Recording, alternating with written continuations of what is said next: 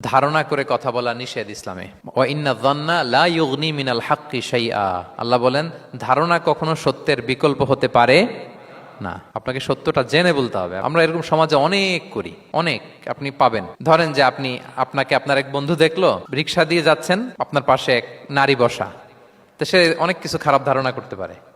এরকম হয় না সমাজে?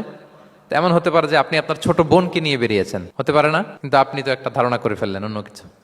বা আপনার ভাগ্নিকে নিয়ে বের হয়েছেন, আপনার আপন খালাকে নিয়ে বেরিয়েছেন কোনো কাজে, ডাক্তারের কাছে বা কিছু একটা হতে পারে। কিন্তু তাকে দেখেই আমি এদিক সেদিক বলতে আরম্ভ করলাম যে ওকে তো দেখছি এরকম এরকম এরকম। আছে না নাই? আমাদের সমাজে আমি দেখেছি যে কারো যদি ঠোঁট কালো হয় তো মানুষ ধারণা করে নেয় লোকটা মনে হয় সিগারেট খায়। কিন্তু সিগারেট সেবন করা ছাড়াও কারো ঠোঁট কালো হতে পারে কি পারে না বলেন? এই যে এগুলো সমাজে প্রচলিত। বিয়ে করার পর পর ইমিডিয়েট যদি কেউ একটা গাড়ি কিনে বা হুন্ডা কিনে, এটা কি বলে বলেন তো? এই বোধহয় শ্বশুর বাড়ি থেকে যৌতুক নিয়ে আসছে। দেখছেন, এরকম ভুরি ভুরি আপনি সমাজে পাবেন। আন্দাজে ধারণার উপরে আমরা অনেক কথা বলে ফেলি, কিন্তু নিশ্চিত না হয়ে আপনি কোনো কমেন্টসে যেতে পারবেন না, এটা একেবারে নিষেধ।